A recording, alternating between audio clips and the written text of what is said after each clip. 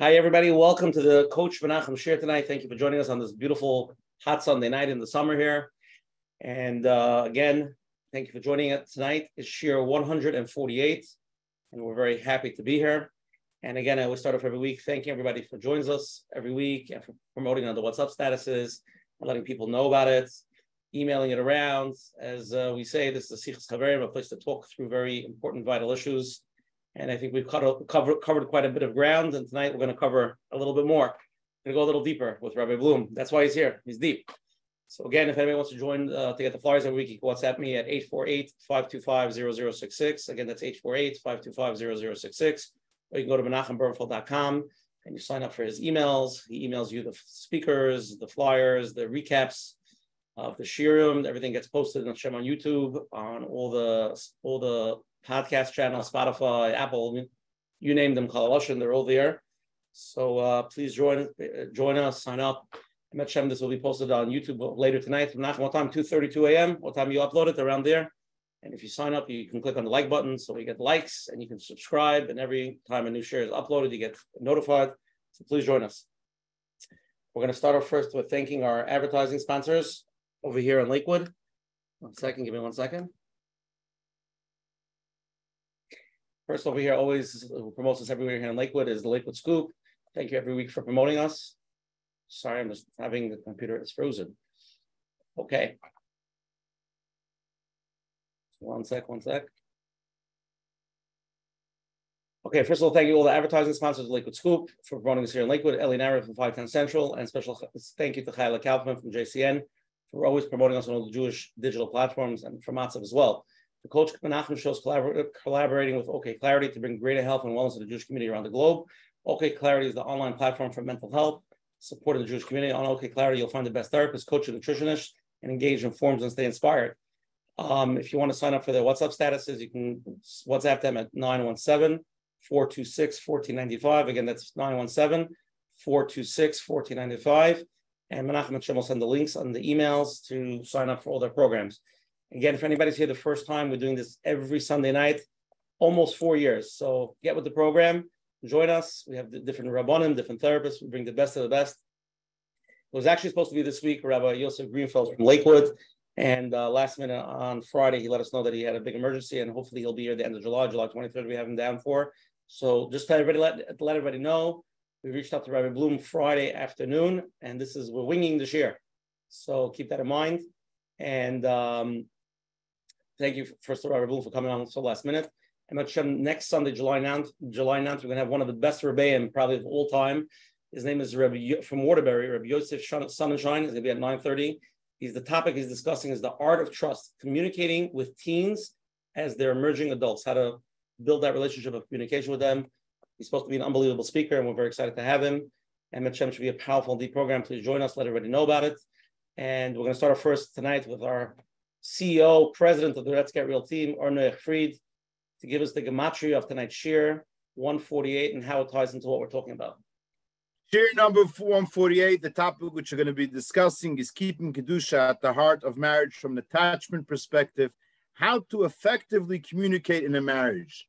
So B'siyat D'Shmai, we came up with the gematria of 148 is gematria Motza Toif. Like the Gemara says in Sechtes Brachas, the chassid should always pray for Leis Mitzay. The Gemara dashens the pasuk in Mishlei. Matzah Isha, Matzah Toiv. If you found the woman, you found good. So if we could all concentrate the positive qualities which we have, the positive qualities which our spouses have, I'm sure that will be a key tool to effectively communicate in a marriage. Beautiful. Yeah, beautiful gematria. Okay, we're going to start off first with Coach Menachem. Coach Menachem, open it up. Interesting topic. What are we doing here tonight? What are we talking about? What are we trying to get at with Rabbi Bloom? Thank you very much. Welcome everyone to another shir. Let's get real with Coach Menachem. We're happy to have back Rabbi Elazar Bloom, and it's really to continue the conversation. We've had many different programs on marriage. We've had on EFT, and I feel this is something that we could take it to the next level. Just the idea of marriage. Many people struggle And then there are others that, with all the shurim and the feedback that I'm getting, it's really, it does have a good feeling to see that people are going for help, people are learning new things, people are seeing things from different perspectives, and it does make a change. Some people are in a situation where they think, more information, more this, what's it going to help me? But there are those who have taken the information, gone to the next step, reached out for help, and slowly, the feedback is really amazing. Baruch Hashem, and Hashem should help, continue to help all of us that we need it. The truth is, we all need it to grow. We're all here growing. And the question is only how, where, to figure that out. But marriage itself, many people go into marriage as if, it's beautiful, and hopefully most people start that way, start off on the right foot. And the question is, do we really understand our spouse? Do we really get to know them, how they work, what do they want, what makes them tick? And then we turn it around to ourselves. So there's just a self-awareness to become aware of what do I need? What am I looking for? What am I trying to fill up and it's not filling up? What do I really want? And then obviously what we're going to be discussing tonight a little bit, just beginning, we discussed it last time, the effective communication, which is Aleph Beis, to learn how to understand yourself, your spouse, how to get the message across, how to get your needs. But many people find themselves in a really hard place, thinking it's just not working. I've done a lot of work already. I don't see where this is going to change.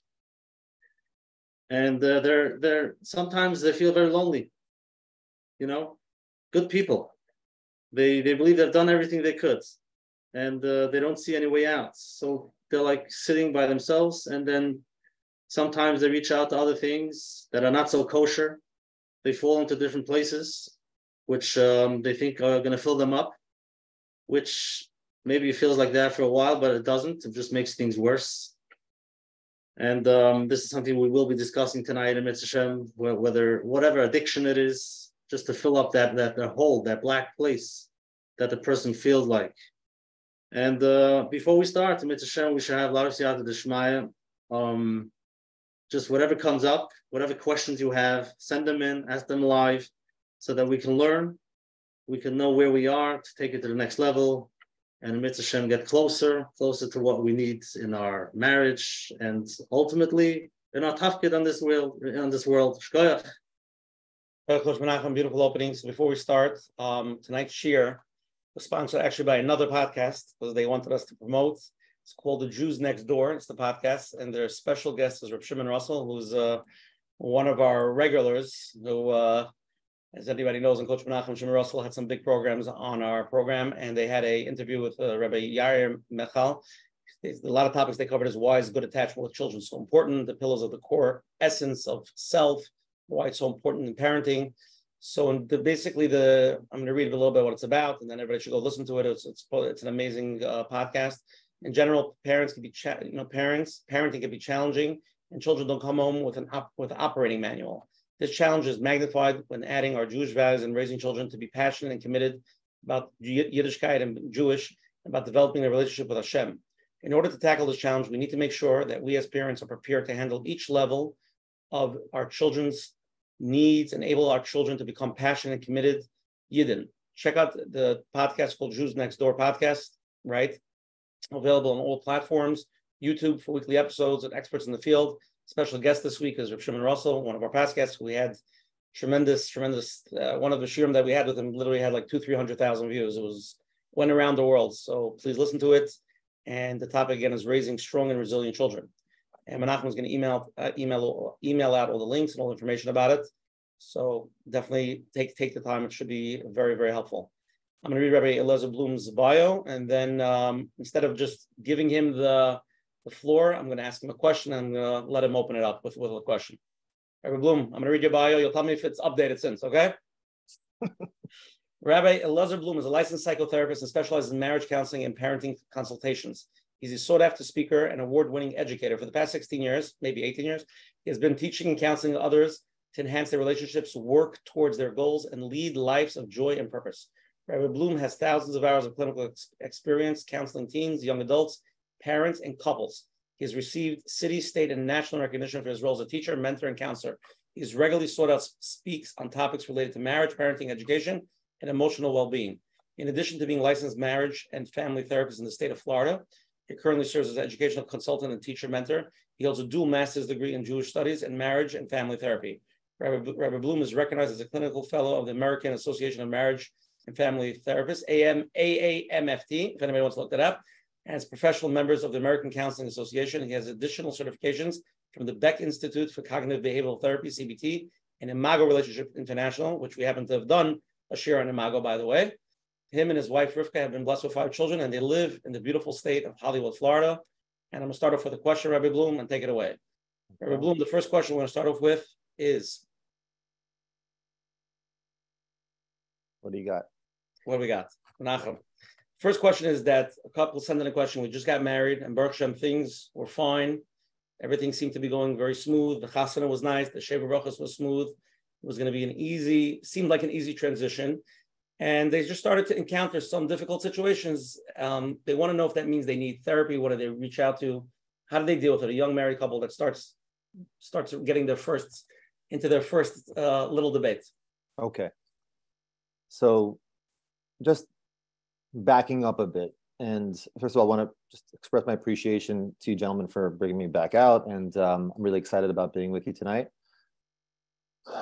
What I notice a lot is when a couple comes to my office, there's often a lot of shame that they're there, right? If I'm seeing somebody, whether it's in the first year or the 10th year, and I ask them, how do you feel about being here today? A lot of times the response that I'll get is, well, I hope this helps, but I can't believe that we're here. Like there's this sense of like, what's wrong with us? What is wrong with us that we haven't been able to make this work? And that's challenging, right? It's because if you're already showing up in a therapist's office and you believe that you shouldn't be there, there's so much emotional turmoil that has to be dealt with, even but for the fact that you're there. And if this couple that you're describing in the question is asking about therapy, it's like we're experiencing issues. Do we need a therapist? You could hear, even in the question itself, at least I can hear, is there's something wrong with going to therapy. There's something wrong with reaching out for help, for support. And I think that itself is problematic. Because if you think about what marriage is about, it's at the heart of something that is huge. And what it's at the heart of is that Hashem created a world that is broken. As a human being, if you're walking around, and from the moment the child really enters the world, he feels broken. He feels like things are not as they are supposed to be. There's something wrong here. They look around, they see suffering. They look around, they see problems. They experience pain. And there's a sense that there is something not right about what's happening here. And that's not a bug. That's actually part of how this world is created. This world is created in a state of shvira, a state of brokenness. The concept, the Kabbalistic concept of shvira sakelim, that's this place is broken shells. And we're here to rectify it. That has to be the backdrop, the context for everything that we are doing. That the human experience is one that is existentially difficult. It's a hard place to be. And that needs to be recognized. So when a couple is experiencing a challenge in their relationship, they should realize that you're at the heart of this rectification process, because everything revolves around the yichud between a chassan and kala. Everything revolves around what's happening in that, the creation of that, the connection between a husband and wife, the whole family, and everything that comes from that. You are trying to create unity in a place of fragmentation. And because of that, you are going to encounter challenges. That's not a problem. That is exactly what is supposed to happen. You're moving from a state, we mentioned the word matzah isha, matzah tov. You found a woman you found good. You're supposed to be moving from a state of lo tov to a state of tov. Lo tov heos adam levado. You're moving from a state of disconnection, of fragmentation, to a state of good, to a state of connection, to a state of unity. And that's at the heart of everything that we are doing here as human beings. It's like it's the nucleus of everything, and everything emanates out from there. So if a couple struggling with finding unity, finding shalom, finding peace within them, within their relationship, of course, how could it be different? How could it be different that you are embarking on this brave, courageous project to bring harmony in a place that's broken and fragmented, and you're not going to encounter difficulties? So for this young couple that is saying, uh-oh, it was going pretty well, but now I noticed this and I noticed that, they need to be told. They should know that's part of the plan. That's a feature. That's not a bug in the system. That's a feature. And when you have that context, if you imagine that young couple, they can maybe take a breath. Okay, yeah, remember the rabbi told us that it's going to be hard because we're doing something amazing. And we're two different worlds. We're Za Nukva, we're Zachar Nekeva, we're Chassan and Kala, we are two different realities coming together to fuse and create synergy, to unite. And we're supposed to emanate out from our unity, to emanate out to our children and to our communities and to the whole world. Of course, we're going to experience challenges in that. How could we not? How could we not experience some difficulties? And there should be an honor, and like we should be applauding people that are reaching out. How courageous you are, how brave you are to embark on this project, and then to know that it's okay, whether it's a rabbi or a therapist or someone that outside of your world that can give you some guidance and help you understand where you're missing each other, help you understand where maybe the blocks are, because again, you're two different realities that are merging.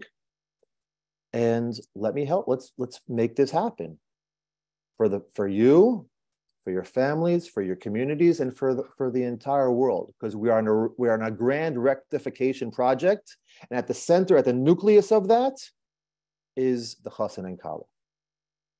So that's a different frame. So then they come in, and there's no shame in this. This is how it's supposed to be. And I think other therapists are kind of stuck in this place that by the time they come to my office, there is so much there's so much already that has happened that we then have to start to peel things back and start to create this safety, and that it's okay to be here, and let's understand, and let's see where to get away from the shame that they're there. We can do better in preempting that.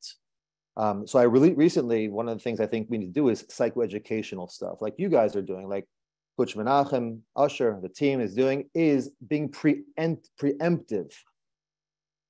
Showing up from the get-go and saying, okay, guys, well, let's tell you, this is going to happen. And we've got these great people out there that can support you because we're doing this together. We're all in the same boat, moving towards Geula, moving towards redemption, moving towards unity. And we're all doing this together. That's why this show is so beautiful, and I'm so appreciative. So I recently myself put out a podcast to get the word out, to get out the idea that, to give people access to this information so they don't have to show up in a therapist's office with shame. They should show up in a therapist's office or anybody else's office, but without the shame, to know that this is okay. So a little plug for myself, Relationships Revisited. It has some of the information that hopefully we'll share tonight. And again, another resource that's out there to help couples and to lead us all to the place that we are destined to go together. Okay? So the couple that shows up and is it's like, yeah, it's okay. Well, the therapist is great. You want to go to a rabbi, a therapist, whatever you need, because you guys, you're doing something beautiful here. Let's help you out. It's a much lighter question. Okay, Rabbi Bloom, that's a nice opening. Let's get into some questions over here. We'll take some polls. Mm-hmm. Give me a second over here. Okay, so again, I'm going to take polls from everybody. We'll see what everybody's holding. Again, tonight's topic is really, it's two parts really. It's again, keeping Kedusha at the heart of the marriage from an attachment perspective, right? Talking about Kedusha, looking at inappropriate things, going inappropriate places, and how to effectively communicate in marriage. Those are the two topics that are a little bit tied together. Okay. So I'm going to start with that. And again, we have the discuss of having Rabbi Bloom here. Anybody who has a question, please text me on the chat. And live questions go first. Let's start with the poll. Here we go. Okay, everybody sees it? Okay, 3 questions. How do you prioritize quality time with your spouse? 3 options. We regularly schedule dedicated quality time together. So it's pretty scheduled, right? We spend the quality time together.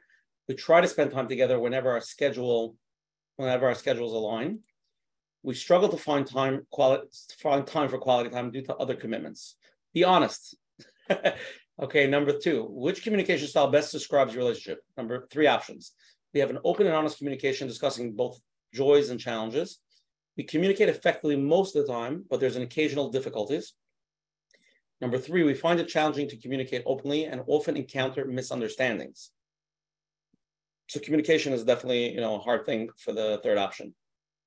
Number 3, how do you address challenges related to inappropriate situations within your marriage? That would be pornography or going to inappropriate places that are not good for marriage. How do you in your marriage deal with that?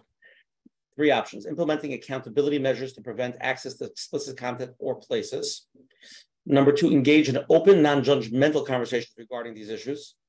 Or number 3 is seeking professional guidance, counseling, or therapy to explore the deeper emotional and relational issues regarding that. Everybody please vote. Rabbi Bloom, we're going to let everybody vote. We're going to share the polls with everybody, and then we're going to try to tackle one by one if that's okay. Sure, with pleasure. Rabbi Bloom winging it. I'm loving it. So while everybody votes, I'm just going to say something. So Rabbi Bloom was on the share. It was probably about 2 years ago, give or take. Yeah, year and a half. It was one of our definitely top 10 shiurim. It was very powerful, very deep. Oh, and then Rabbi Bloom started his podcast. I hope we were an inspiration for him. You were. I said it 5 minutes ago. And 10 years ago. Yeah. We started a lot of podcasts, so we're very happy about that. Yeah. Okay, 5 more seconds, and I'm going to share the polls.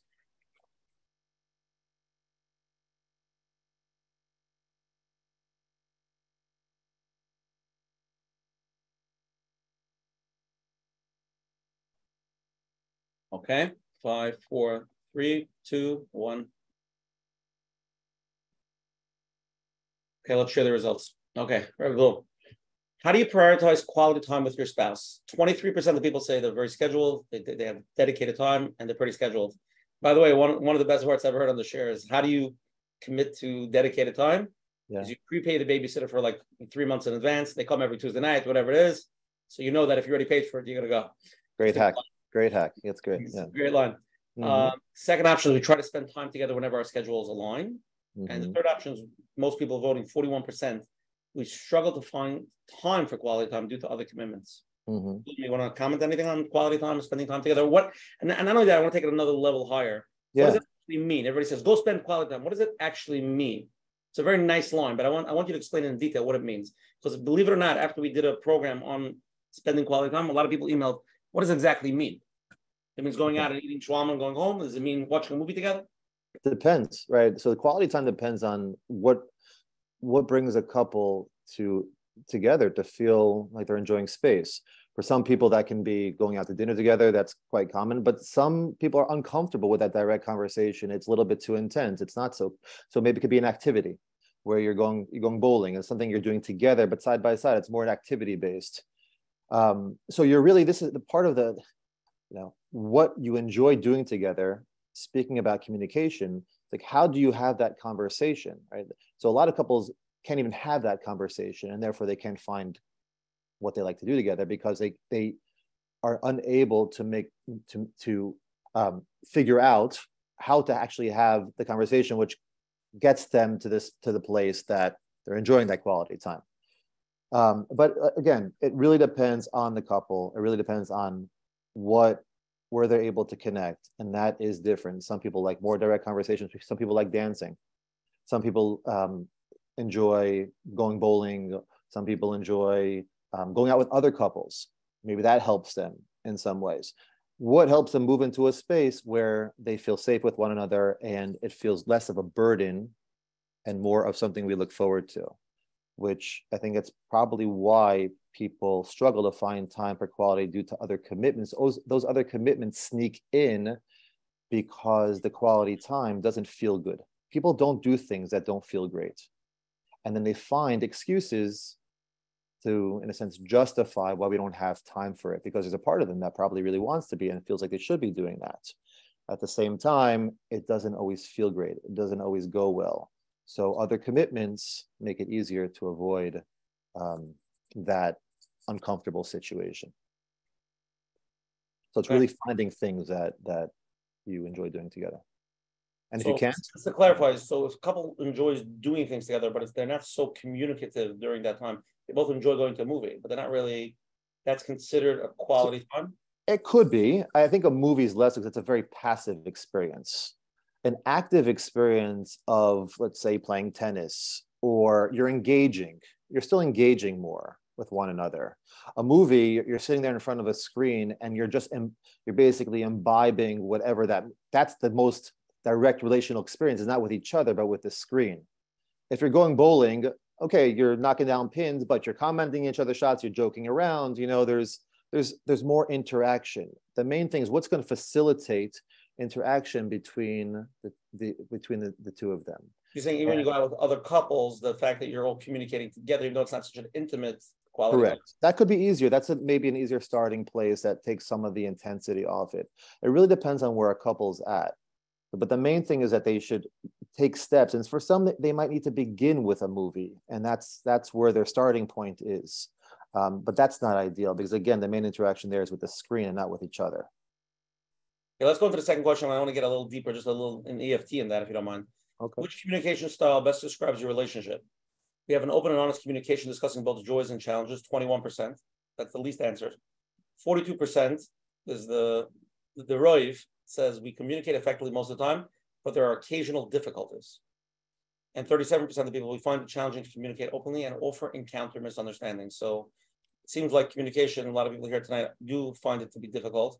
So I want to turn into a question. I know we did a whole two plus hour segment on EFT, but maybe this could be like a little short segment on that. Okay. So I'm speaking to the 42 and 37%. Okay. So in general, if people are having a hard time communicating effectively, all right, and like, for example, the 42% says that we communicate effectively generally, but there are occasional difficulties. What would be important to identify is what's at stake in the conversations, in the content where there are difficulties. And most likely what you'll find there are places where there's more sensitivities, where there's core needs at stake in those topics, and that's why it's harder to navigate them. Wherever there's more sensitivity, where there's more roots, where there's more unmet needs, that's where you will have a harder time communicating, because then what often will happen is those conversations will turn more into a power struggle where each person needs their need to be heard, they need them to be seen, they need to be understood, right? But they fear that if I try and understand you, if I try and be there for you, you're not going to tune into me, right? They fear that they're going to be forgotten in that give and take. So if people are having generally a success communicating, but there are topics that are hot points, that means that there is probably a lot more at stake there emotionally in terms of their needs and perhaps how they see themselves around those conversations. People that are having challenge communicating in general, we have a hard time communicating openly. That means that into that relationship has crept a lot more insecurity and lack of safety. And therefore, everything now has with it the danger of being rejected, of being unheard, of being unseen, of you not getting me. And that's a more distressed couple where the insecurity has now spread So whatever they try and talk about, even if it's where they want to go out for dinner, now is laden with so much more disconnection. So that's why you might see a difference there. Those are communicating honestly and openly and discussing both joys and challenges. They've somehow found an intimate space, a space of safety where they can be themselves and not have to be as on guard about how they're going to be responded to, and things just flow. Wherever there's safety, things flow back and forth with ease. Things flow back and forth with very little difficulty. So that might be something to consider. We'll just play a little example out. Is that okay? Sure. Which one? The ones about the 47, the 42, the 37, 21? Let's take a hot point. Let's make up a hot point and see how they would communicate. Let's say, came to my head. Let's say somebody doesn't like to go to the in-laws because when they go there, they feel that they're not treated properly or whatever it is. Okay. And the spouse wants to go to the in-laws for a holiday, and anytime she brings it up to him or her, it gets a very hot topic. So how could the other spouse have the conversation about, when I go, I feel like this, and this is my issue with being respectful both ways? You know what I mean? Okay. So let's say he has a hard time going to his in-laws. Let's say the husband has a hard time going to his in-laws. And he wants to communicate. It's important to his wife that they go to the in-laws for Chagim, for Yom Tov. But for him, it's a challenge. It's a challenge with the in-laws, whatever is there. All right. So here's a little bit of a formulaic response. I tend to veer away from formulaic responses, but there's an approach to communication called nonviolent communication. I'm not sure if anybody's familiar with that. I forget the author now. Maybe it'll come to me.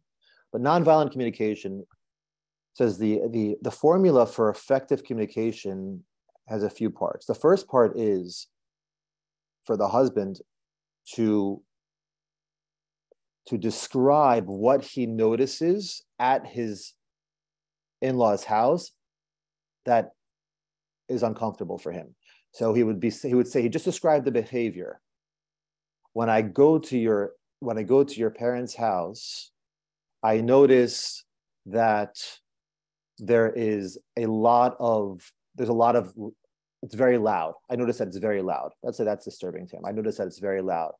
And then after he just describes what he notices with no judgment, then he goes to himself and he says, and that makes me feel really overwhelmed because I have a need on Yom Tov, because I'm off work, to really have some peace and quiet.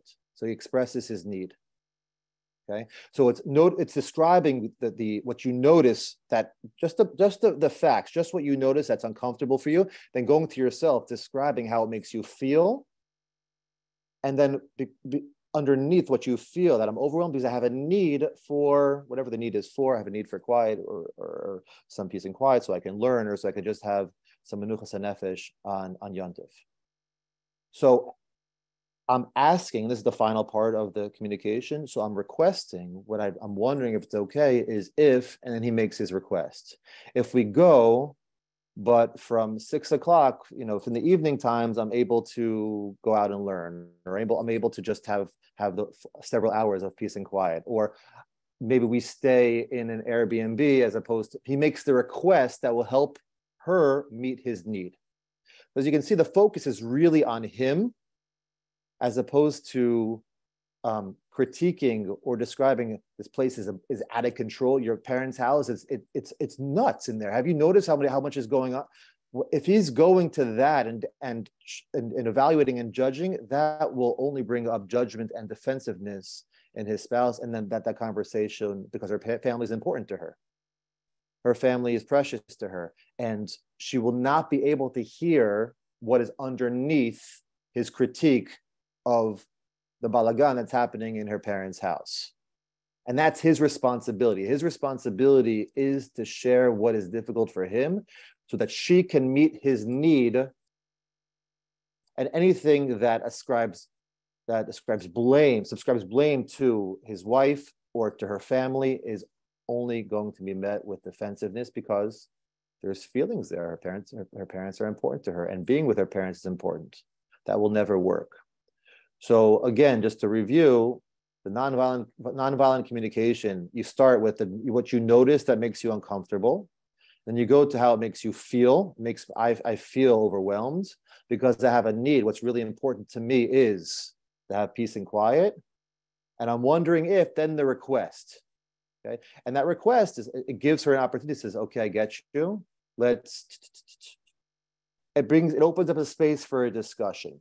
And hopefully the couple can then navigate that discussion in a much safer way, as opposed to if he just comes in blaming and critiquing and describing what the problem is, and with all of the excitement that often involves, then things are not going to get very far.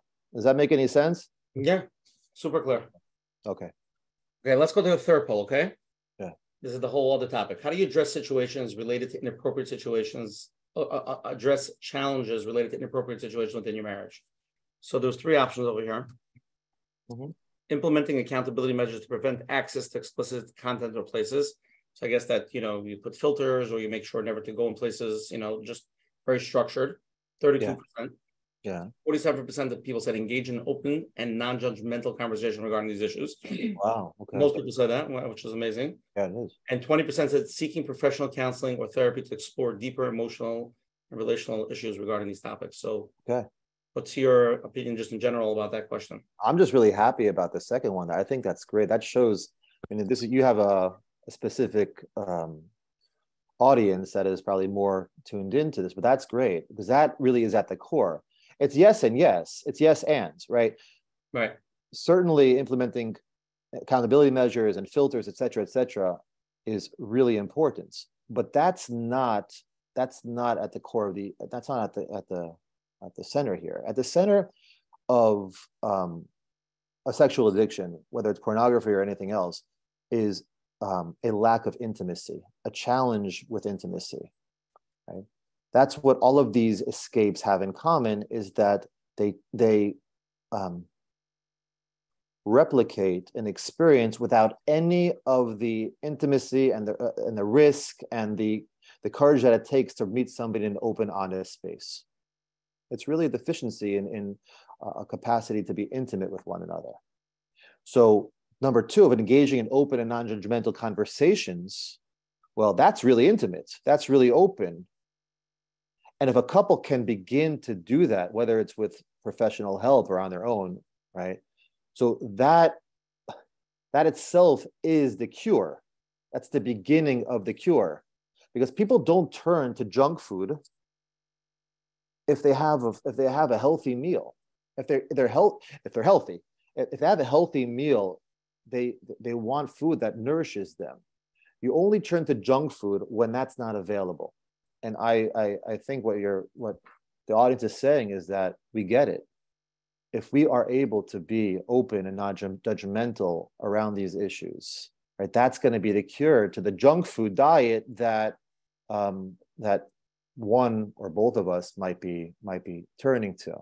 Certainly, seeking professional counseling or therapy is going to be often helpful, if not necessary, to deal with these issues. And yes, that therapist, he or she will need to explore the deeper emotional issues that block or that make intimacy and trust challenging for the couple. Okay, let's jump on to the first question over here. Okay, I have a few live, but let me just jump into this one first. Number one, I've been feeling a bit disconnected from my spouse lately, and I'm not sure what's missing. We have 2 kids and a busy life, but it seems like something is lacking in our relationship. How could I identify and address what might be missing in our marriage from an intimate and an emotional standpoint? Okay. So Usher, you read fast. I want to make sure I get the question. If you can, just read it one more time for me. All right. Go slow. I want to make sure I get it. I've been feeling a bit disconnected from my spouse lately. I'm not sure what's missing. So there's like a certain feeling of like you're just not close together. Okay. We have 2 kids and a busy life. So they're married obviously a few years. You know what I mean? Okay. But it seems like something is lacking in the relationship. How could I identify and address what might be missing in the marriage from an intimacy and an emotional standpoint? They just feel nothing major happened. They just feel disconnected. What's going on? It's like what we spoke about a little bit in the beginning, the chassan and kala, but this is much more deeper into the marriage. Right. They're just kind of drifting. They're kind of parallel living. They're living parallel lives. Is that kind of that's what I'm getting in this question? Yeah, that's what's happening. So that's great, first of all, that they notice that and they're not okay with it. All right. The fact that this couple notices that we are not using our marriage as the resource that it should be, and there's something off, that's great. Because many couples continue on that for who knows how long. And the fact that they're asking this question shows that they are wanting more. Now, the fact that they can't identify what that is, like what it is that they want more, that's understandable. For many, I mean, let me broaden a little bit here. For most of us, most of us, we are not, even before we got married, we craved closer relationships, not knowing that we craved closer relationships. It's not obvious. Even before we get married, we all want to connect with others, and we want to be seen and be seen by others. And most importantly, the significant people in our life, our parents, for example. When that doesn't go well, people adapt. People learn how to deal with that. They become independent. They become self-sufficient. They become self-reliant. They take care of themselves, so to speak, right? But there is a part of them that longs for more connection.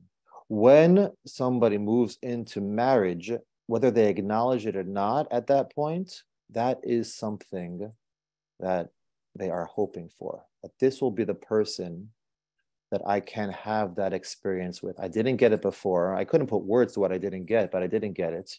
It missed with mom and dad. It missed with friends. It missed with teachers. It just wasn't there. I want something here. The fact that people then go on the conveyor belt, and this is not something that's spoken about, so they just go on with life and they kind of expect maybe that it's just going to happen, and then it doesn't, because lives get busy and they're each in their professions or in their other responsibilities, and then children come along and they're still hungry. They're still looking for it. So the first thing that I think can be helpful is that they, like we said earlier, it would be so wonderful if they go to somebody and then that person, whether it's a therapist or someone, says, "You guys want more. It's great that you want more." Someone's like clapping for them. It says, "It is so good that you are thirsty and that you are not satisfied in your marriage." Can you imagine if someone said that to them like that? They're like, "This is good?" Like, yes, it's good, because you didn't get married to be roommates. You didn't even get married to have children. That's not the tachlis. It's a very important thing. But we see from the fact that some couples are unable to have children, right? That Hashem gives us marriage or something even, in a sense, deeper than that. And that is to create a connection, a bond that you both are longing for. The dovak beishto, right? That dveikus with another human being that can only happen by a husband and wife. So the first thing is just that they should be applauded for recognizing this. And then hopefully with somebody that's skilled enough and understands these things, they can start to, take the elevator down in each of their experience and say, well, what's happening in your relationship? What are you noticing? When do you feel most disconnected? What do you do? What tells you that you're not having the marriage that you want? What gives you this sense of emptiness? If it was working, if it was better, what would you guys be doing together? How would you be talking with one another? It just starts to ask really open-ended questions to explore what they maybe never had a chance to put words to. Everyone needs a space. Once you give somebody a space, you'd be surprised if it's a loving space, the compassionate space. There's no pressure. Talk if you want to talk. Don't talk if you want to talk. I'm here. I'm not going anywhere. Once that happens, you'll see that people start to find their words. It's there inside. They've just never been given space. So that's what could help this couple to start to put words to what they're missing and what they're hoping and longing for. Hey, Rabbi Bloom, let's go to the live question, okay? Sure. Okay, you're on. Oh, just here. Hold on. Let me unmute him. Yeah, hi. Do you hear me? Yes. Yes. Okay. Yeah. So I actually recently got married a few months ago, and I have a great relationship with my husband. Actually, like more like an intimate. I was wondering like how it works with communication. I find that when we go out, we have like a harder time communicating. Mm-hmm. And I was wondering, like, there's like a blockage. Like sometimes I feel like he enjoys communicating a certain way, while I enjoy communicating a different way. And even though we have that deep connection, I feel like on the surface, there's no connection. What can I do about that? Okay. So if I'm getting your question, how long are you married for, if I can ask? Did you hear? Or did you? Maybe she might have muted herself. Hold on. Okay. Yeah, I'm married for 4 months. 4 months. Okay. So so you have a sense that you have an intimate connection, but when you go out just to go out for dinner, you go to talk, it feels awkward. Yeah, and there's nothing that's connecting us. Like if we'll go for dinner, it's just like we're focusing on food and that's it. There's nothing that like we really can talk about or really have that much in common. Okay. He's more of like a problem solver. He enjoys problem solving, while I more enjoy talking and conversing. But it's just like I feel like it reaches a dead end all the time. Not in a bad way. It's just like. Okay. And you said that but you do sense that there is a connection. Can you tell me a little bit more about what you feel the connection is between you and your husband? Yeah, it's just like we have that deep, intimate connection where we feel like very connected to each other. There's a lot of love between us and just connection. But on the surface, the actual like communicating, spending quality time together, just there's no. And he doesn't really feel it. It's more like me because I more enjoy the talking, while he's okay with quiet and, he's okay with just the deep connection. Okay.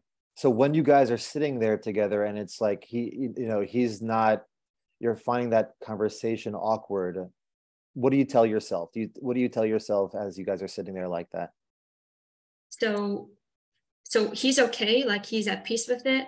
And he's enjoying himself while whatever he's doing. Well, more like for me, it just gets me into a very negative vibe. And the whole outing just makes me into a very bad mood, which sometimes leaves after it takes time till it wears off, sometimes faster than others. Okay. So it tells you, you tell yourself that there's something wrong here, that we're not able to communicate in this way. It's like, do you say to yourself kind of like, he's not going to be able to be this person for me, that the person that I had this easy flowing conversation with? Yeah. Sometimes I feel like there's no hope. Like, will I ever be able to just have a normal conversation? Right. And it makes sense that you would want that with him, because that's how you connect. Is that how you've always kind of connected with friends or people you've been close with? Has it been via conversation? Yeah, okay. Definitely. Okay. So that's how you're used to connecting with people, and you want that with your husband as well. You have a hard time moving into that space. Mm-hmm. Okay. Yeah. I get it. So you're married 4 months, right? And you're just really, I don't know how long did you date for a long time beforehand? Did you know each other? I don't know who I'm speaking with. So did you know each other for a long time before that? Not really. Not really. So you not dated too much, just for like a few weeks, just for like 2-3 weeks. It's a brief shidduch process. So you're really just getting to know each other. Okay. So there's a lot here. There's 2 ways we can go with this, because it's a podcast and I'm not your therapist.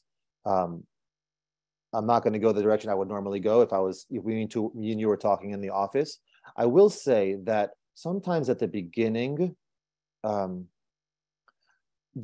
might need some scaffolding. You might need some supports, just like really open-ended questions, almost like games. And there's apps for this, and Gottman has great stuff, resources that you can start to like find out like almost quirky, interesting things about one another.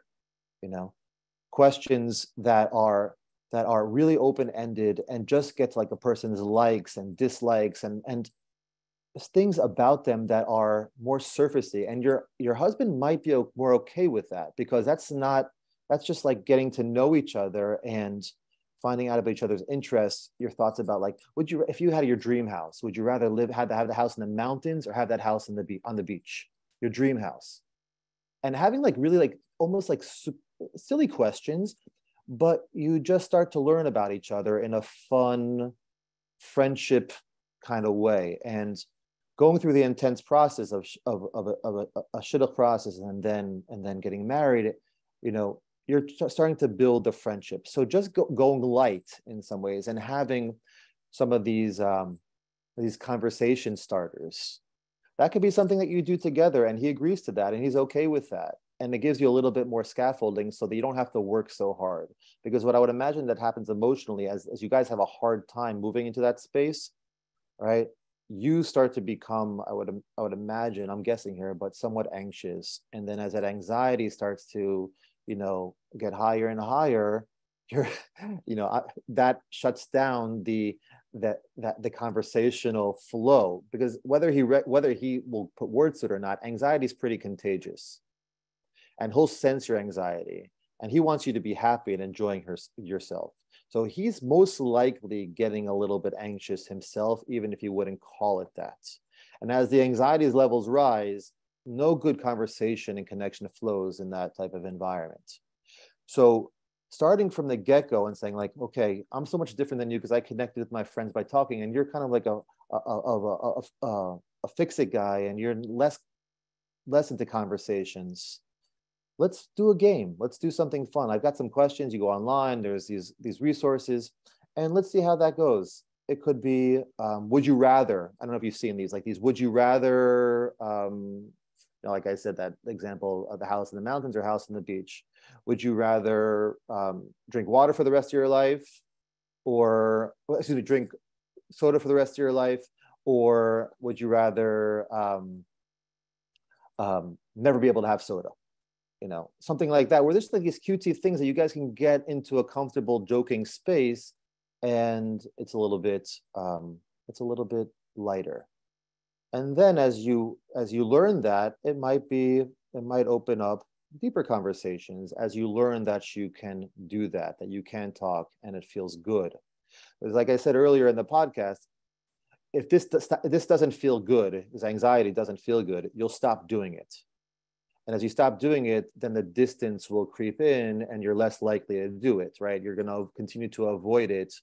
And so we want to get you started at this early part in your relationship with things that are easy, putting on some training wheels here, because you guys are really just getting to know one another. Does that make any sense? Yeah, it does. Okay. Yeah. So are you comfortable? I don't know if you want to check out some of those resources. There's a whole bunch of stuff. John Gottman has some good stuff. I've seen a few apps. I'm not sure if you do apps, but there's a bunch of good apps for this. Would you rather questions? They're all fun. Things that move you into easy flowing conversation. I'll tell you a funny story. It's not with my wife. It's actually with my mother that this happens. My sisters and I, we took my mother out for her birthday dinner, and we just kind of did this with her just for fun, just to get the conversation flowing. We asked her, there's so many things. She's been my mother for 47 years, but there's so many things that I learned with these questions, and she loved it. And we never spoke about it. We were laughing. It was great. And we don't realize that we think we know somebody because we've lived with them for X number of years or this amount of time, but we really don't. And moving into these like almost light conversations, it can be enjoyable, fun, and then hopefully you and your husband will feel more comfortable in that conversational space and have deeper conversations as time goes on. Okay, thank you so much. I really appreciate it. My pleasure. Thanks for the question. Thank you, everyone. Beautiful. Is it something that they should discuss between each other? The actual, the fact that it's hard. Yeah, so that's what I said earlier. What I said is that if a couple came to see me, I would want to know more about each of their emotional experience, right? In that moment of you're sitting at a table together, you're looking at each other, you're looking at a menu, you're ordering food, and like, what's happening for you, each of you, right? So just to get them to know the reality and then share that with each other. He very likely never never spoke that in that way with another person, right? So he's being thrown into this environment with this woman that he's learning to love and to connect with, but he doesn't have a lot of reps of success and skill here. So he really needs to, that there's anxiety in that. He really needs to start to become more comfortable. If he was able to give voice to that, then she would maybe understand him, and in that emotion of like, yeah, it is scary for me because I want to have a good night out, and I see that you sometimes get upset, or like I see that maybe you're upset, and that makes me a little bit more anxious, and then I kind of become a little bit more quiet. And just having that conversation alone helps them move towards understanding and safety. And that I would do if they're in therapy, which is a little bit more of a deeper process. Okay. Somebody actually emailed me a picture of a Jewish game. It's called Perfect Matches, an interactive Jewish dating game. They have it. Yeah, it's basically either for dating or after marriage, just a bunch of it's in a Jewish form, That's great. Oh, that's Perfect amazing. Matches. Okay, great. Okay, let's go to the next live question. Hold on one second. Unmute. Okay, you're on. Okay, thank you so much. My pleasure. I'm a teacher, and I teach 12th grade, and I end up getting involved many times with questions that girls ask me. Okay. One of the big ones that have been coming up is based on the first thing you were talking about. Okay. And I like that you said that when someone has a problem that is very noisy in your parents' house, and I need to unwind, and I need to get my, that's a much easier conversation to have than when the husband is saying, your father really doesn't respect me because he goes to daven promptly on time and I go late. Or your mother doesn't think I help you enough. And the situation gets even more complicated when the wife agrees with her father and her mother. Yeah, sure it does. How do I advise them in those situations? Okay. So you're bringing up hotter topics, right? Correct. Okay. Yeah, I get it. So the hotter topics are going to be a little bit more challenging to navigate, no doubt. But I think that if we're just going back to that same formula, right, it's really encouraging the person that's experiencing the discomfort to give voice to his own or her own experience, to center it in themselves, as opposed to judging, evaluating, critiquing what the problem is, pointing the finger. Okay, and that if it's something, let's say around respect, that your father goes to shul on time, and I like to be a little bit more relaxed. So let's say the behavior that he witnesses, that your father makes comments to me. Okay, so he could describe it to his wife. He'd say, because your father goes on time and I go late, when your father makes comments to me about me coming late, I feel really hurt. I feel really I feel frustrated. I feel sad. Whatever the feeling that's there for him, because I have a need to be accepted by your father and by your family. I have a need to feel like that I belong with your family.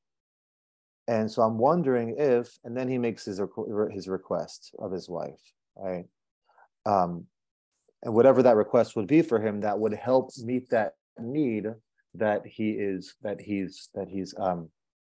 needing to have met. So whatever the issue is, and I get your question, that there are some topics that are much more sensitive than others, but it's always encouraging the person and helping the person center the experience within themselves as opposed to in the other. Because what happens, what most of us are programmed to do, is to expect somebody else to fix our situation. And that in a relationship with children and parents, okay, a parent should be expected, especially with younger ones, to help a child, even without the child being able to express their feelings and their needs in this clear way, right? The parent is supposed to try and tune in to the best of their ability to the child and be there for the child for their needs. But when it comes to an adult relationship, the onus of responsibility is on each individual in that marriage to take full responsibility for their experience and to communicate it to the other person so the other person can potentially be there for him or her in that place. So for him, it says, it really hurts me when your father makes those comments. It hurts me because I have a need. I want to be respected. I want to feel like I'm accepted by your family. And then he would be able to make a request. You could see, I hope you could hear and see that would be easier for her to field and work to partner with him to figure that out than if he is saying, and your father disrespects me, and he you know, he's a real yeka, and he's like, and just because I'm just like him, he right? You could see how that energy would impact her differently. So does that make sense? How, you know, regardless of what the topic is, what the avoda is really about?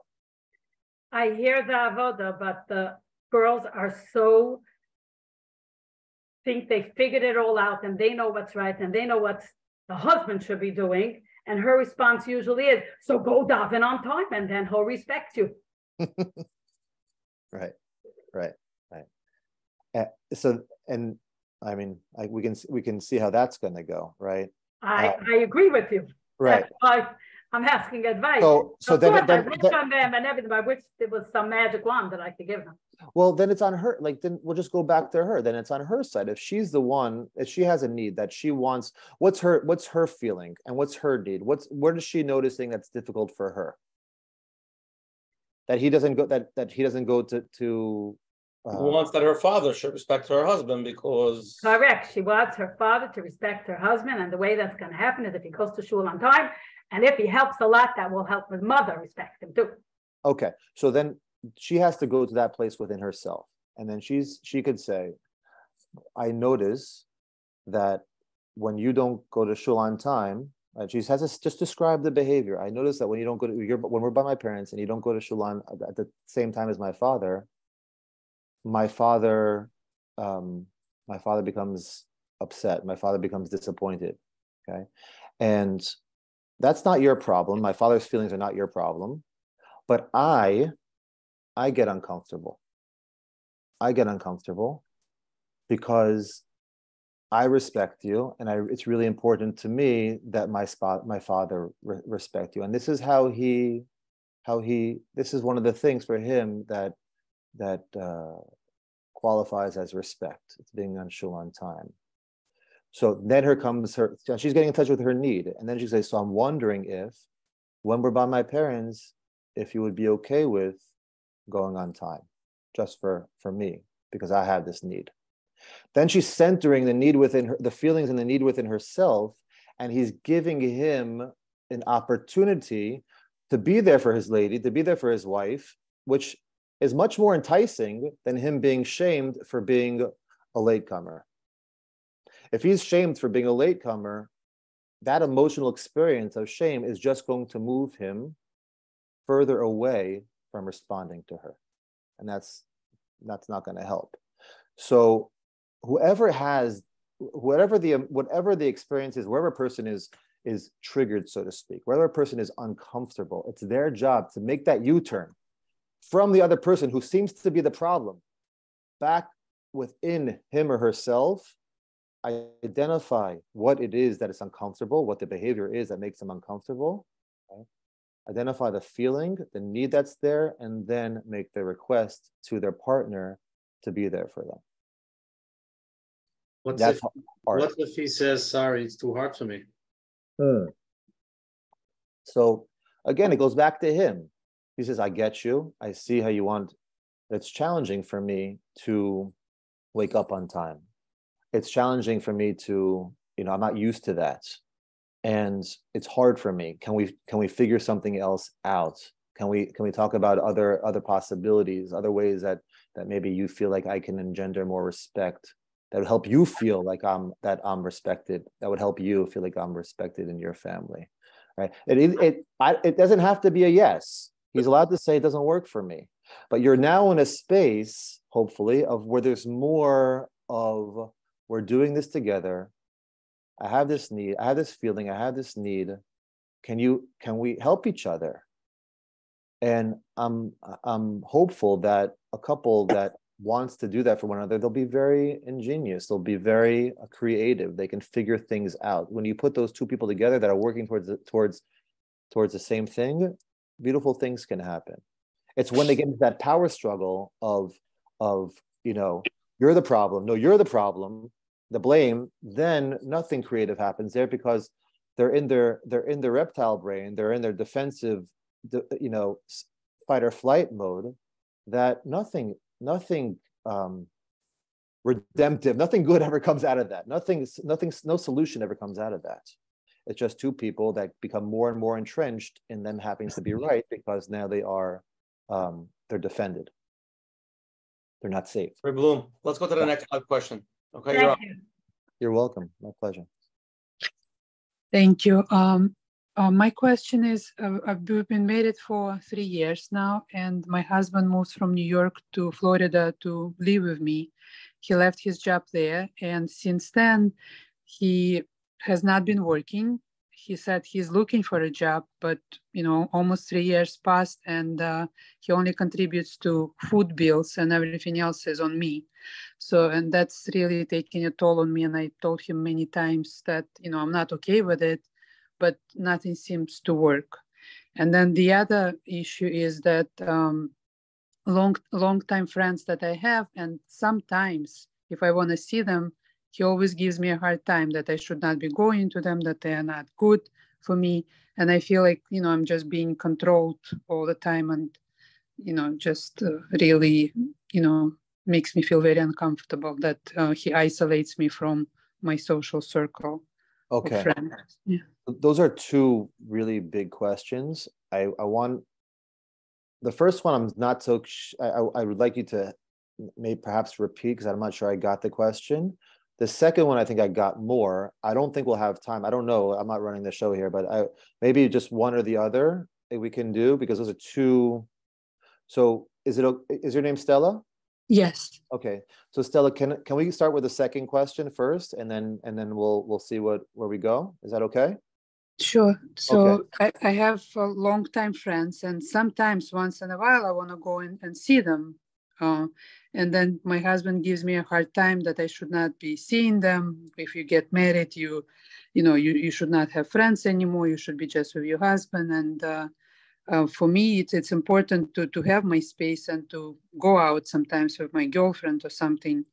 And I feel like I'm being controlled by, this person that he does not allow me or gives me a hard time when I do go out once in a while to see my girlfriend or something. I get it. Okay. So when you've tried to communicate with your husband about your very understandable desire to be with your friends, longtime friends, people that you know well and you connect with, and how does that conversation go if you've had it?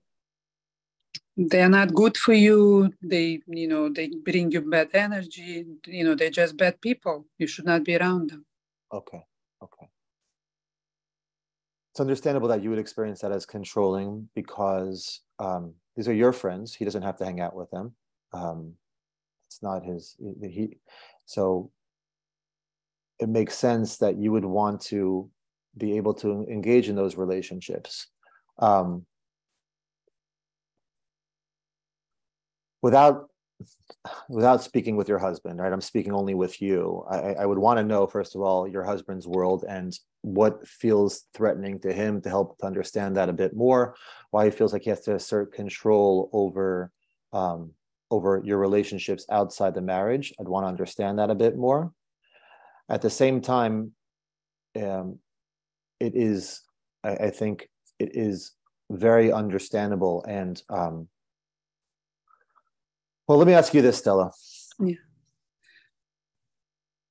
No, they are not frum people, and this is his rationale behind it. Okay, that's more information. So he's concerned that them not being frum is going to influence you. Right. Okay.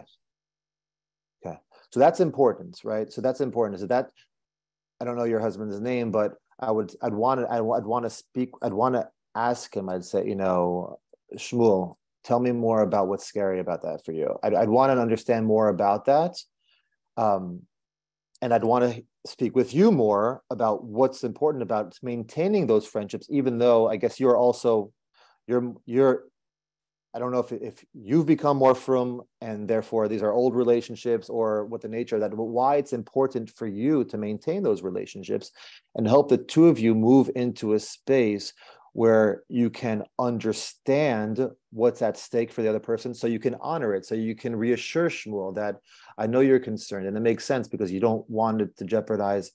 At the same time, I feel confident that that's not going to happen, and these people are still very important to me. So you can be there for him in his need and respond to it, and at the same time be free to engage in the relationships, and he can honor your need to be in those to still engage in those relationships. Now, let me say very clearly, there are people, and I don't know your husband, so this is not him.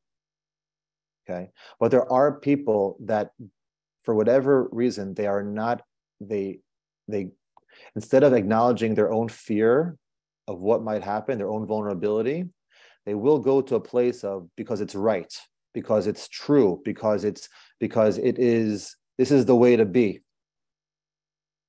And they will give a whole bunch of intellectual arguments as to why they are right.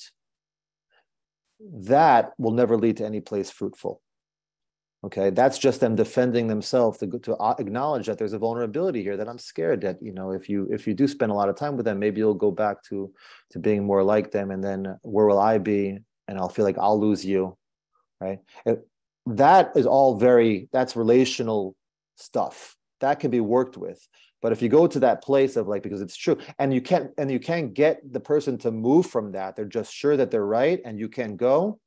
So then that we'd have to take a different path then, and then there's a question of whether you can continue to be in a relationship with somebody that it is all about them and all about their worldview, and there is no flexibility or openness to another human being.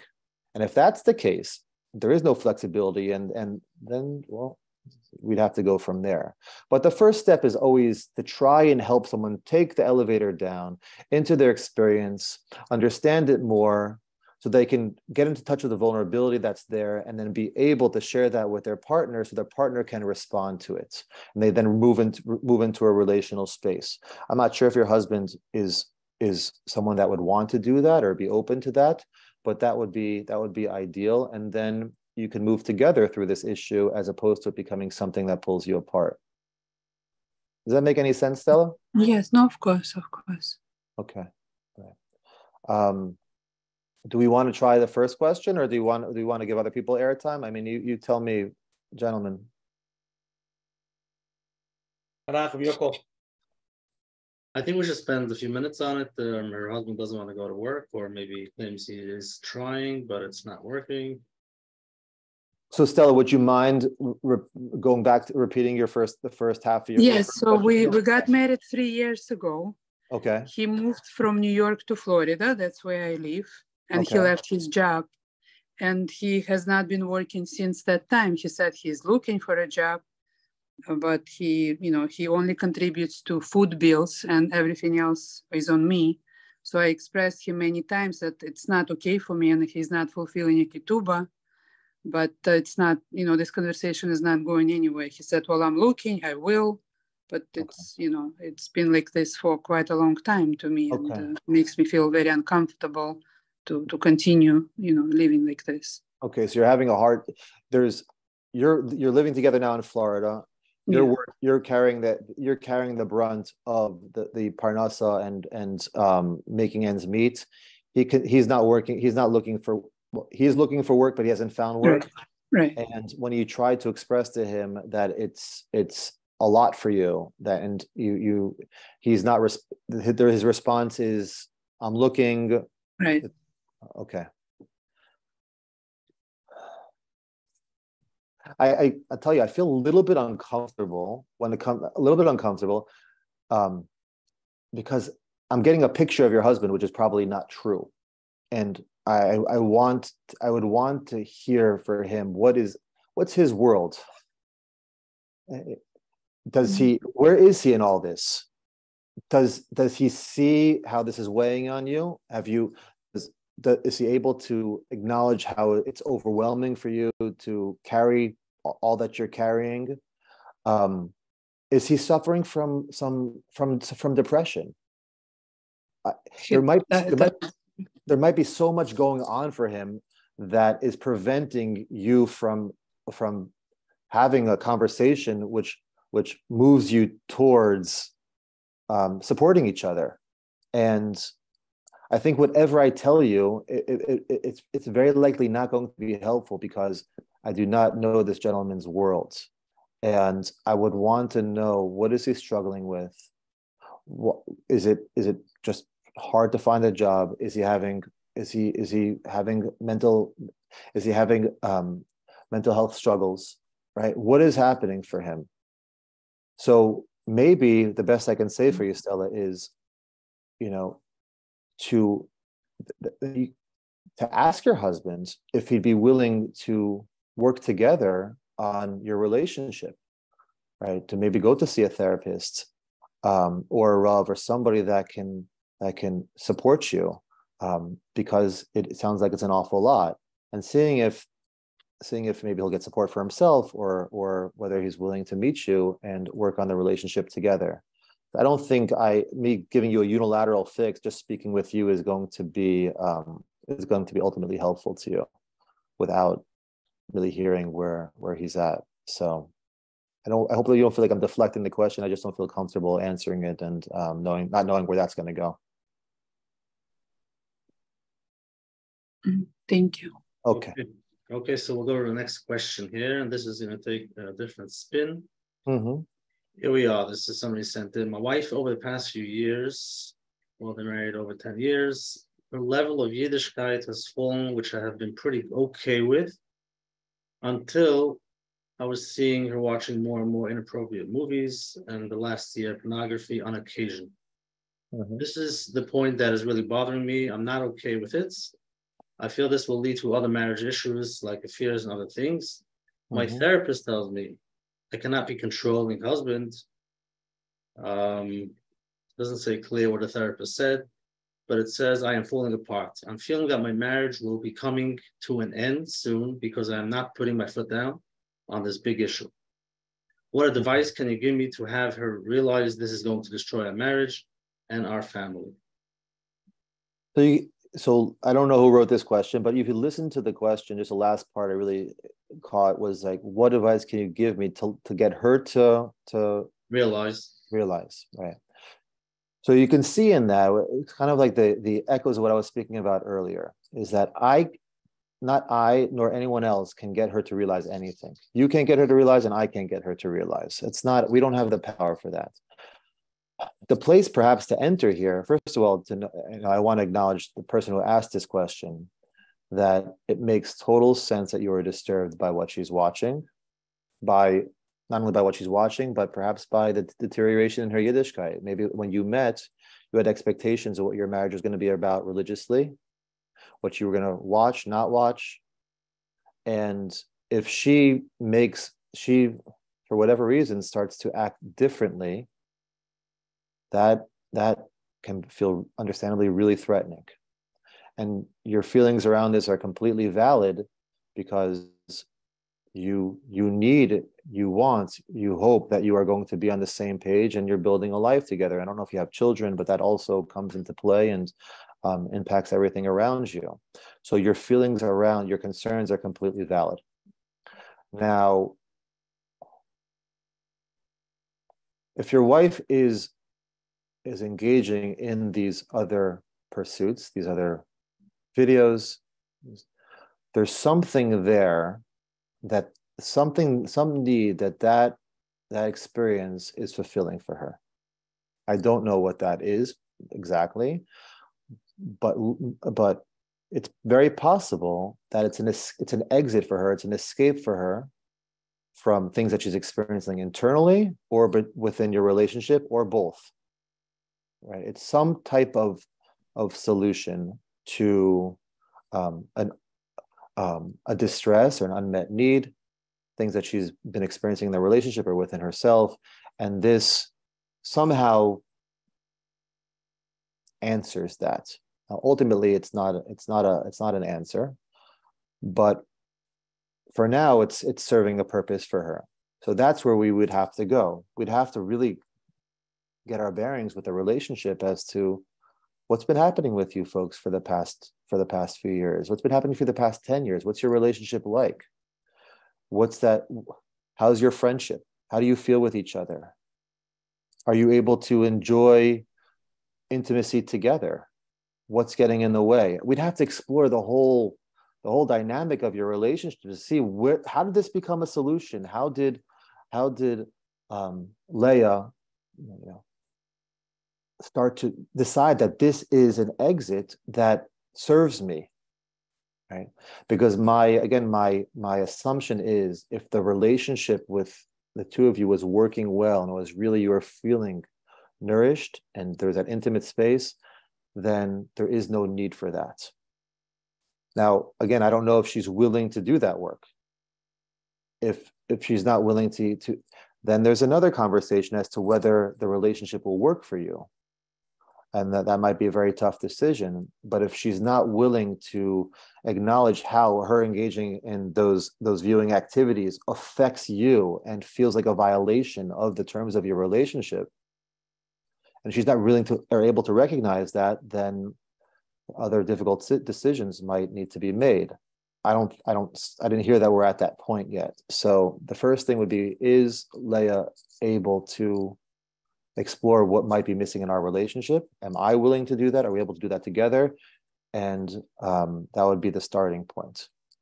Again, the exit of the movies are all these things that she's doing, and maybe also the deterioration in her religious observance. These are all symptoms. We want to understand what the real core issue is and address that. Okay. Here is the next one. I just got married and my husband is out only in the morning hours. Mm-hmm. Claims that Shana Rishona, he wants to be home more, be there for me.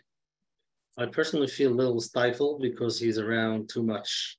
It doesn't give me any space. I feel that he is the one who needs me so badly and can't let go of being together with me. I know I should wait it out a little, hope things get better, but I don't want to resent him in the future. Can you please help me? Okay, a great question. And I appreciate this question. It's being, we often stereotype men as being the ones that need more space and women that want more closeness, but it's not necessarily true. There are relationships, or many relationships, where it's reversed, and this is one of them. The person who's asking the question is an example. So I like that's being brought out. So it sounds like you mentioned Shana Rishona, but it's very likely that he, for whatever reason, has more of a need for closeness and being around one another, and she needs more space because she's the one that's asking the question. Excuse me. So she's the one that's disturbed. She's the one that's distressed, and therefore it's, using the framework we've been using tonight, it's her responsibility to be able to try and let him into her world. So that would, again, just using the formula we've been using, what kind is to say, to have that conversation, to sit down with him and to say to him, Reuven, I know that it's really important for you to be together with me. It's Shana Rishona, and I also very much like spending time with you. At the same time, when I notice that you come home at 12 o'clock, I start to feel a little bit like I need more space. I feel like a little bit more. I start to feel a little bit uncomfortable. Because I've always been a very independent person, and I find myself just sometimes needing space to feel calm, to feel settled. Whatever the need is there, it's like, that's how I think, that's how I explore. Whatever the need is there.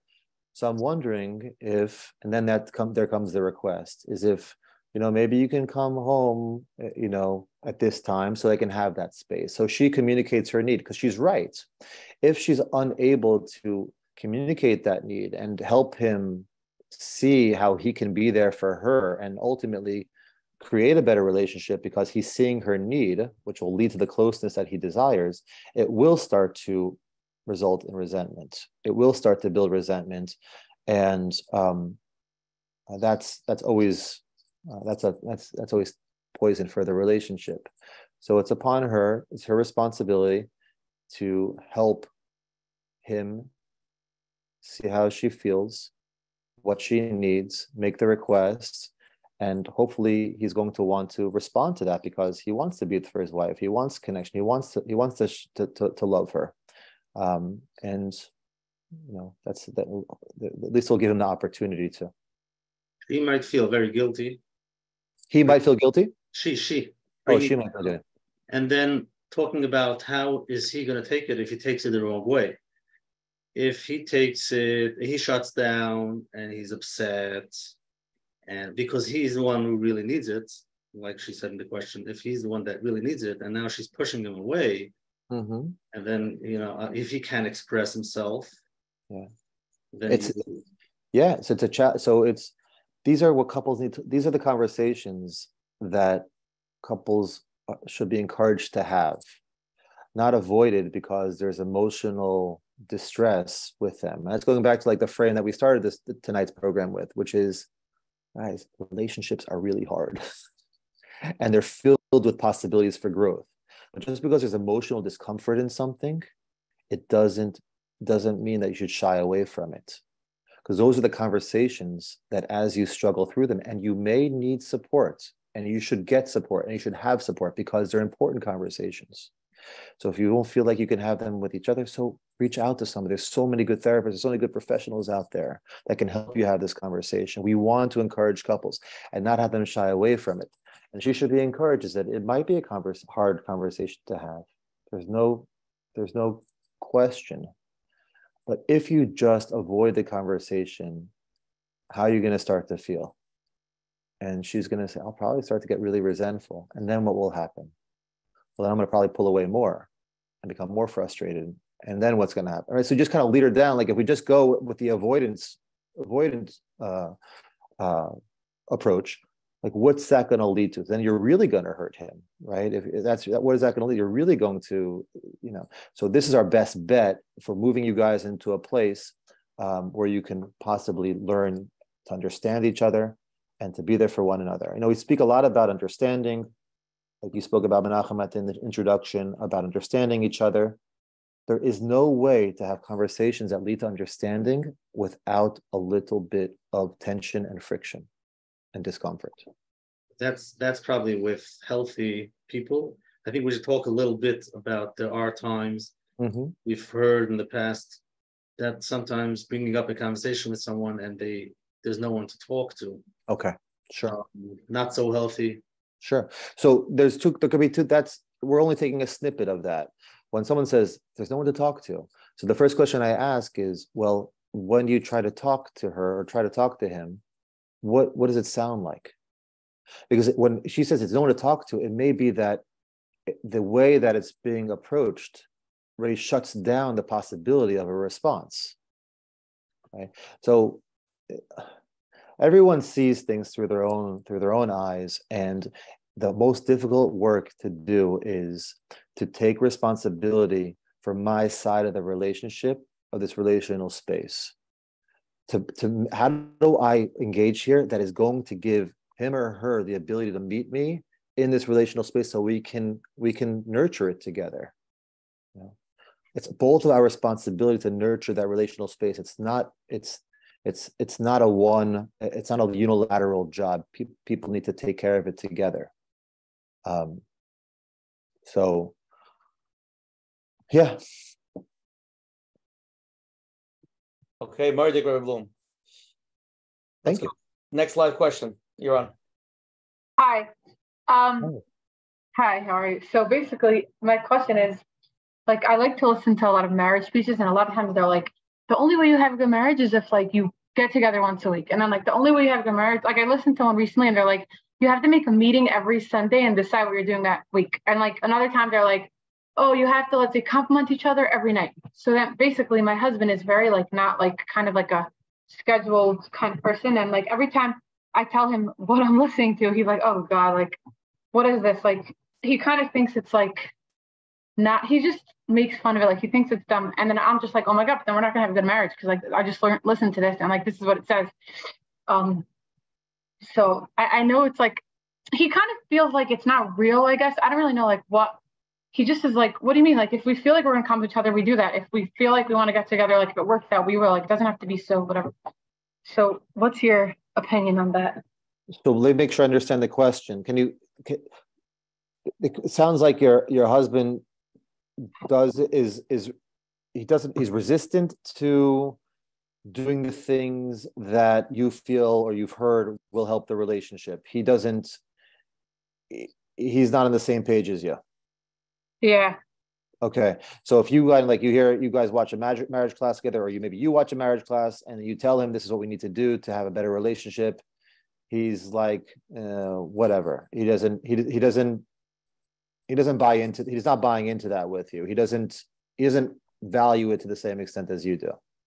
No, he values having a good marriage, but he doesn't like feel like these things are like, he doesn't think these things are helpful. He's actually right here, so I'm asking him. But he doesn't think that it's helpful to do those things. Yeah, like to have like a very like consistent thing. Like I heard this other like class on Coach Menachem, and the guy was like, yeah, you should every day like say like what you love appreciate about a person every night. So like I was, let's say, doing it sometimes, but like he wasn't. He was just like whatever.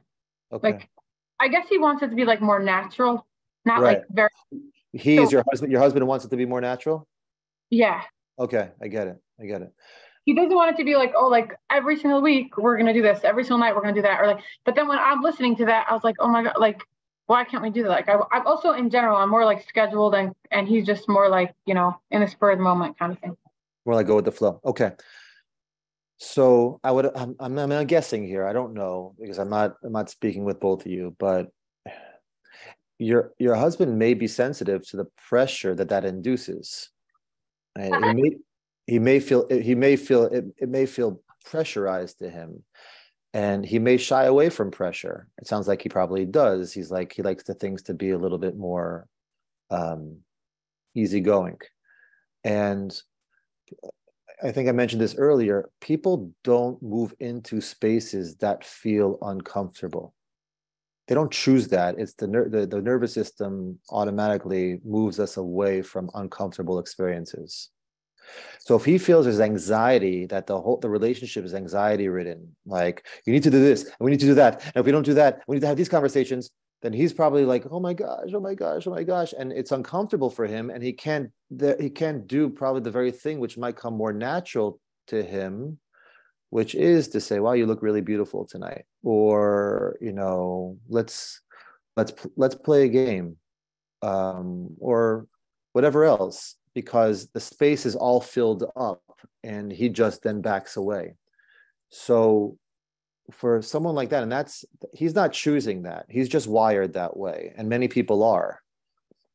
He needs space.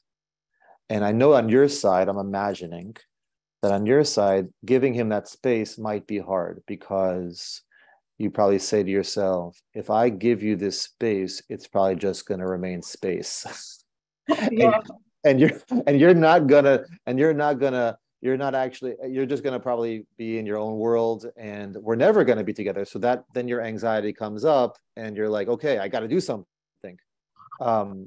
So I get why you would pressurize, why you would assert that pressure.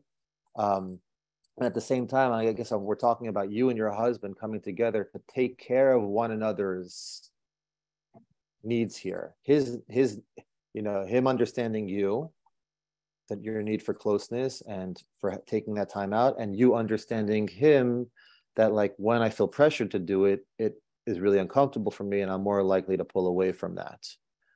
As you start to have that conversation, and again using a bit of this formula that I'm talking about, that maybe for you to communicate, keeping it really within yourself. I noticed that when we don't spend a lot of time together, when we don't have a date night, once a week, I start to feel really distant from you, and I have a need to spend time with you. And I'm wondering if, we could do this on. So you're reaching for him in a way that gives him a chance to meet your need, as opposed to being blown out of the water by the intensity of the anxiety and the pressure that will automatically have him shirking away from that because it's uncomfortable. And does that make any sense? Yeah. Okay. But also, like, let's say if we don't, like, I was just listening to this speech. It was like 10 commandments of marriage, and he's like, you have to do a weekly meeting every single week, like, to make sure that you know what you're doing. And he's like, this is what we're doing. We're working and we're going to sleep. Like, why do we have to discuss? So my question is that actually, like, true that you don't have a good marriage, like, if you don't do that? Because I don't need to keep push, are these things, like, true, or they're just like? So I think it's a great question. I don't know about those 10 commandments. I'm not familiar enough to speak to that, but I will speak to this, which is that behavioral interventions, meaning like this, having a date night, carving these things out, doing things that are more compliments. These are wonderful ideas, and they are helpful. They are very helpful to relationships, having people tune into each other and putting a reminder in your phone to text one another, and if it's just a heart or something. Those are all helpful. When a couple is distressed emotionally, not only do these behavioral interventions, are they not helpful, they will often lead to more distress, which I think is what you're describing. It's just like, we're supposed to be doing this and we're not doing this. And then it leads to more pressure. And then that cycle, that emotional cycle that I was describing a few minutes ago, will only become stronger. Because what's the challenge for such a couple is being able to emotionally connect with one another. And any behavioral intervention is meeting the brain at the wrong level. You need to work with the emotional brain, the limbic system, the emotional needs, and behavioral interventions are the prefrontal cortex, and they don't help. They only actually can often exacerbate the situation. If a couple is relatively healthy and they don't have this cycle, right, there's still emotional safety, so behavioral interventions can be very helpful. But if a couple is distressed and this emotional disconnection starts to set in, behavioral interventions are not effective, and they can actually be harmful. And that's why I see couples sometimes which, they've been to several therapists, and those therapists might be good for certain couples, but this couple really is at the point they're married where there's enough of a distressing cycle and emotional disconnection and no safety, and where both they're experiencing each other as so threatening that any behavioral fix will just put more fuel on the fire. And why those therapists are well-intentioned, they just weren't really meeting the couple at the level where the couple was needing to be met. So behavioral interventions are great if it's the right couple. If it's the couple that needs more, then it's not going to be helpful. Thanks a lot. Okay, my pleasure. Here's another interesting question that came in. I wasn't going to send them my question because many people have told me many different reasons to stop.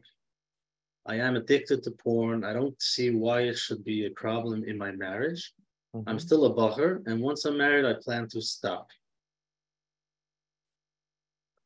So is there a question here? He wants to know, I guess he's still open to listen, maybe to one more person. Why? What's the reason he should stop? That's going to convince him that it's going to be harmful to his future marriage. So I'm not in the business of convincing anybody anything.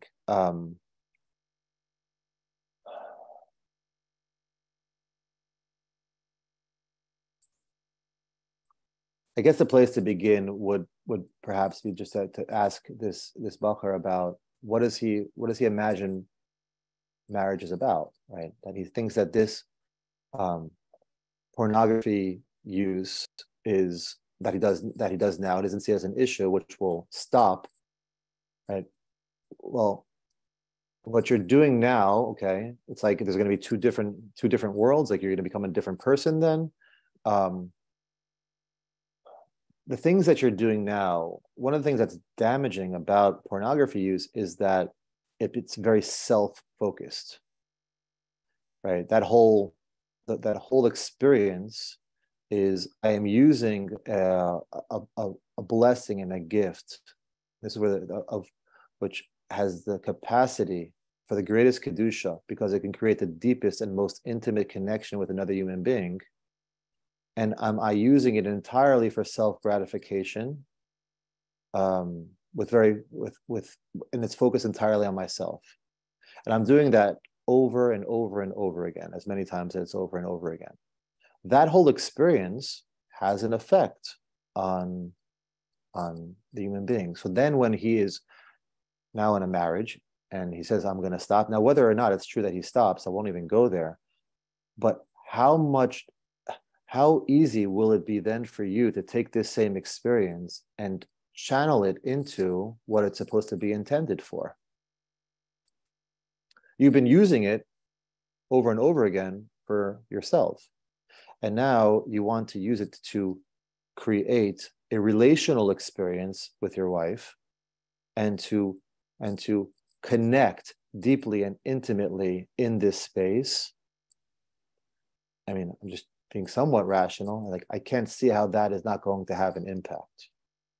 Now, if you say, well, that's why I said that, like, do you see marriage, the purpose of marriage, as that connection? And maybe he hasn't even thought about that. So the first thing is to say, well, what do you see as the tachlis of this experience, right? In marriage or even outside, like what's the tachlis of this experience? What is it supposed to facilitate?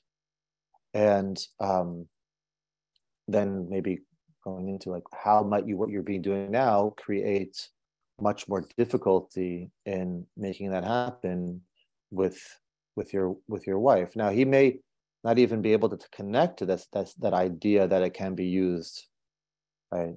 And that might be hard for him. So it's my hope is that when you're speaking about a Jew has a national yearning for Kedusha. Sometimes it just has to be pointed out to him, like what something is supposed to be for, and whether that's using Torah sources itself, which can often be helpful, especially with a Shiva Bacher. And like, I don't know this person, but like, that might be helpful to see that this is what the purpose of marriage is, and then he can start to connect to that. That's really that experience is supposed to be the Kodesh Kedoshim, right? That is the place where it's the nuclear center of everything. And as he connects to that idea little by little, then what he's doing now, he may start to see as being increasingly problematic. But at least to start the conversation with him. But certainly, it's a tough one. So I don't. If someone's asking me to convince them of something, I'm already way behind. And I don't usually. I don't know about you, Menachem, but I don't usually find that much success in that realm. I just try and plant some seeds and then see once the suffering starts to happen, because that's what will happen. When that person starts to experience the pain of this type of behavior, then maybe there'll be something already that's there, and that there can be a possibility for moving in a different direction. I want to take just an interesting question over here. It's very short, but I'm gonna a little bit expand on it. Question is like this.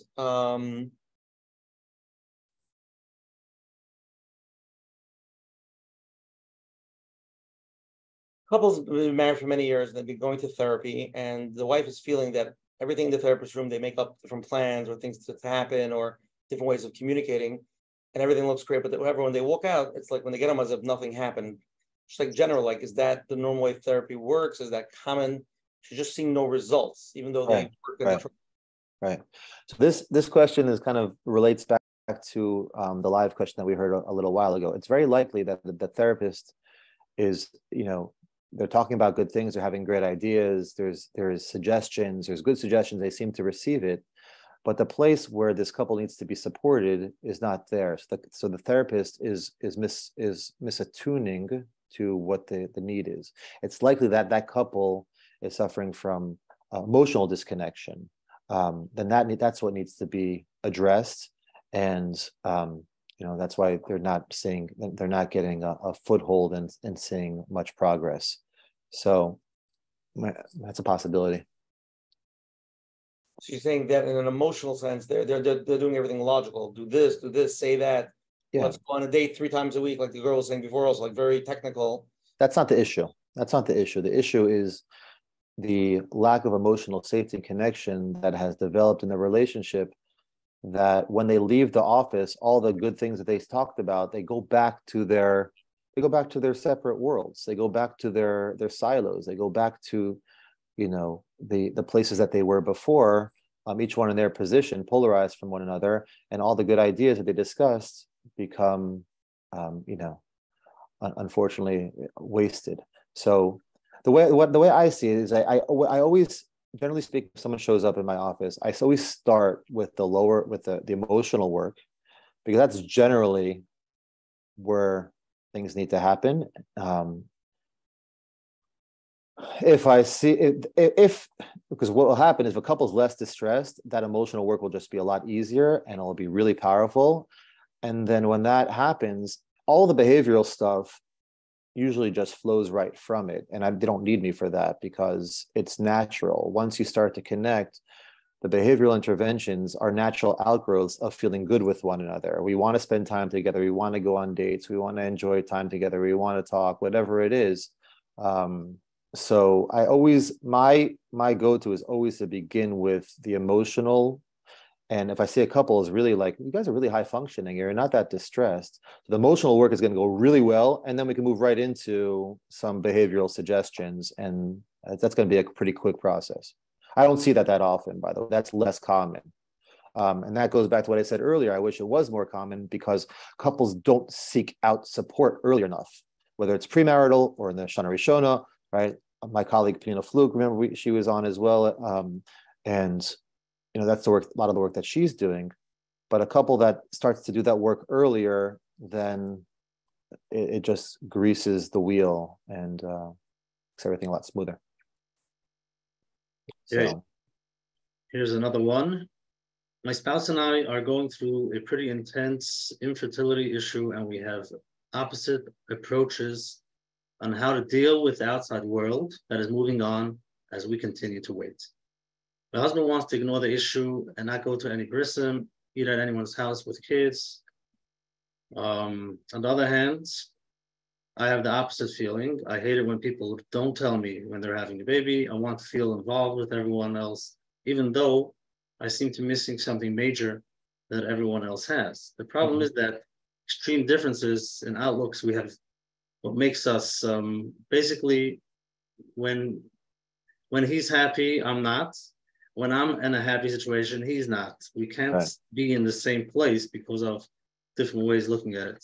Yeah, it's a hard situation. It's a hard situation. Each of you is dealing with the pain of infertility in the way that you manage pain naturally. It sounds, for him, it's more of an avoidance strategy, to withdraw and to kind of put your head in the sand and almost pretend to not expose myself to the pain that seeing people that are having brissim and shalom zachar, or whatever else it is like that to avoid that experience, so I don't have to experience that pain. And she has a different strategy where she needs the connection. So she needs the connection, but she wants to connect to the energy of children and community. And so you have two different people that are managing this painful experience differently.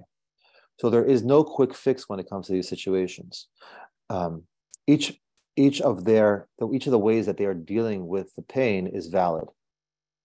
What needs to happen, the hope that what can happen, is that each of them can be seen in, again, taking that metaphor of taking the elevator down into your experience. What happens to you when you go to a bris to talk to the husband?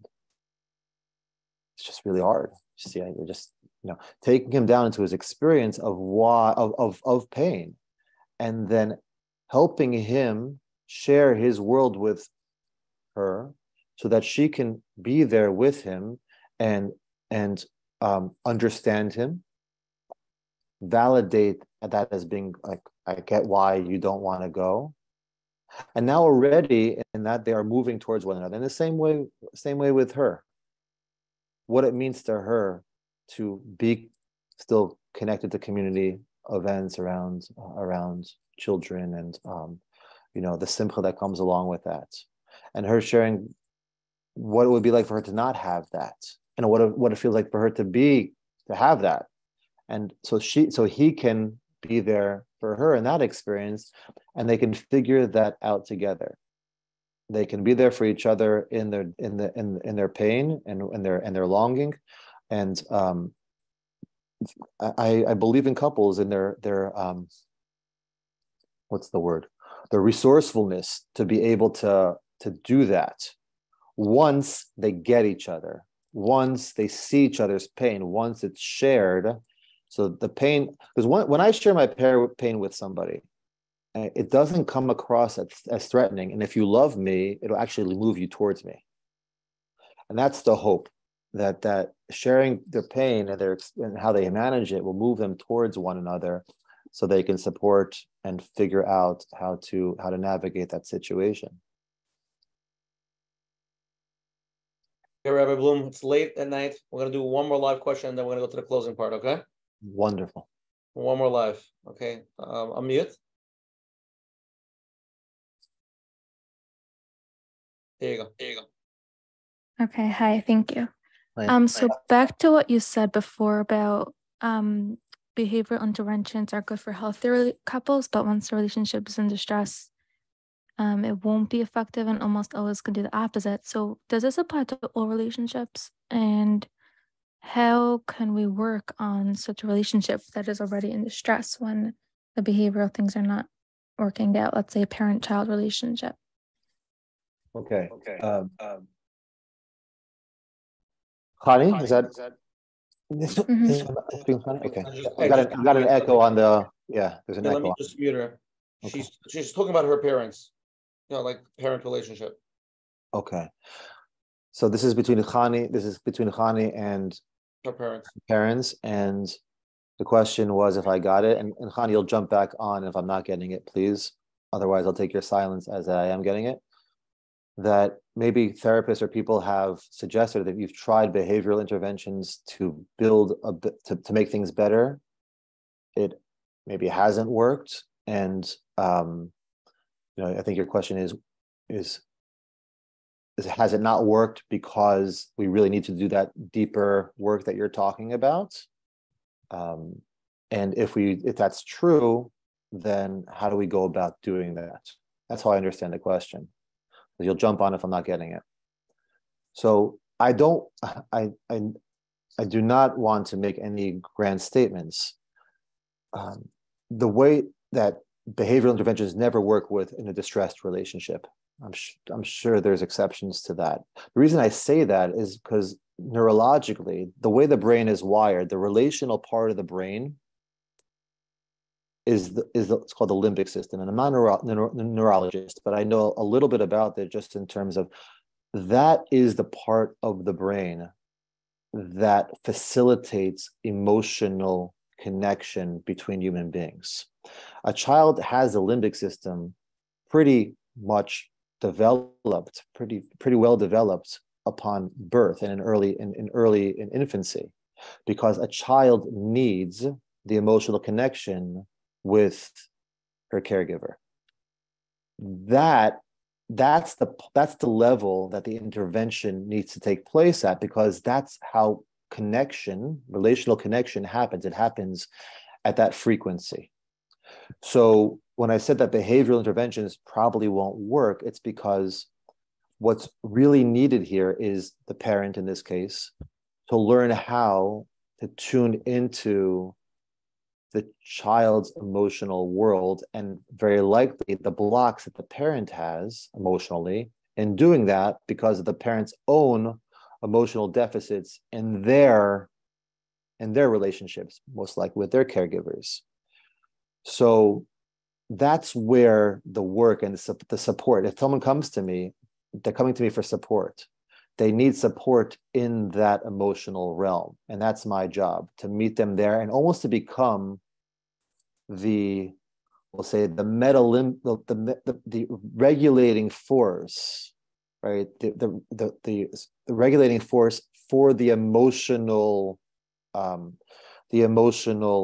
communication in that relationship. That's my job. I have to use my nervous system, which is not triggered, which is not in that dysregulated space, to start to create the safety so that this parent and child can learn to understand one another and meet with one another and feel safe with one another at that frequency. So that's why I said what I said, and I hope that makes sense. It's really rooted in what we know about the brain. It's not psychology, it's physiology. So that's the work you would want a therapist to do. Like Shimon Russell, when I know there's a lot of fans of Shimon Russell, that's why he is the approach that he takes in terms of the attachment-based approach, which is really, especially when it comes to parents and children, is that's where the attention needs to be given. Okay, let's go to closing, Rabbi Bloom, and you'll end. I'm not going to go first, but I want you to leave after 2 hours. I want you to leave with a little take-home material for the Olam, okay? Okay, I'll do my best. Okay, first of all, big thank you to Rabbi Elazar Bloom, first of all, for agreeing to come on very last minute and winging it. Really appreciate it. Tremendous subject tonight. I think we covered a lot of ground. Okay, and Rabbi Bloom, you're always welcome back. So let me know what works for you. Next week, good?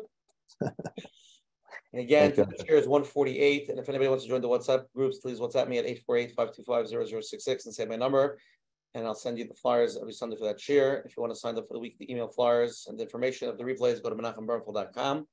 Again, for anybody who's here the first time, every Sunday night at 9:30 on the Zoom ID, we have different shurim, different topics. Please help spread the word. Next Sunday, Menachem, July 19th, we have one of the best rebbeim probably of all time, from Waterbury, Rabbi Yosef Sonnenschein at 9:30. His topic is the art of trust, communicating with teens as emerging adults, how to build that repertoire, that relationship as they're going into that stage. It should be a powerful program. Please join us, let people know about it, and join. Again, everything's recorded. Menachem will be on menachembernfeld.com. If anybody has any questions for him, please email coachmenachem@gmail.com.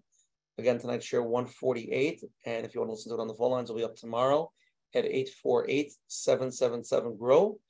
And Rabbi Bloom, if anybody wants to be in contact with you, how could they be in contact with you? What's your email, your website?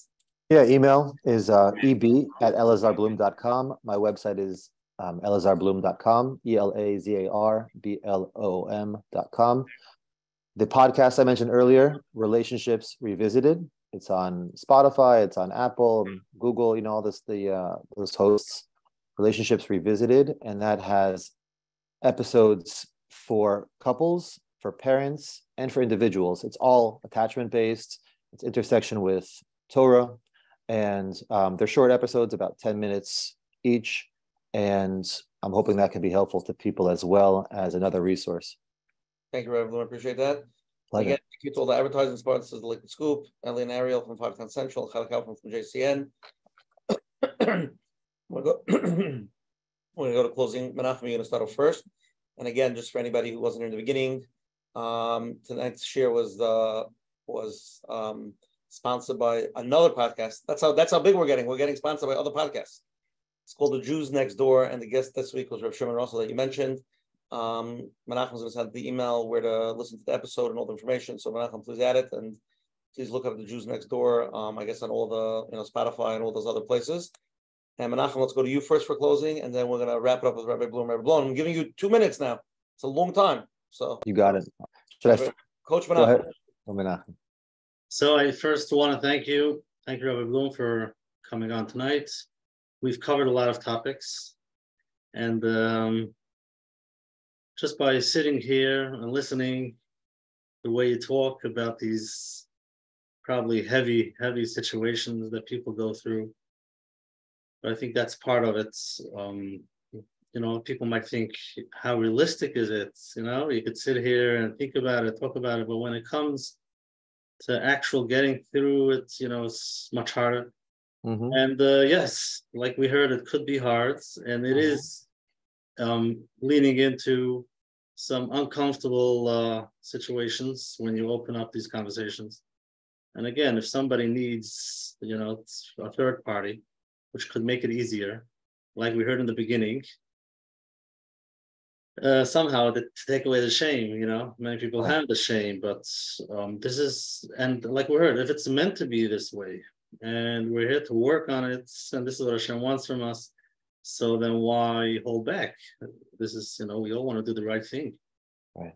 So all I can say is, give bracha for all of those, to be able to take that next step, go to that uncomfortable spot, get out of your comfort zone, with the right help, with the right intervention, whoever it is. And in the midst of Hashem, we should grow. Thank you so much. My pleasure. Thank you for that. I've got 2 minutes, Asher said, so I'm going to go. No. You got an hour. What you need?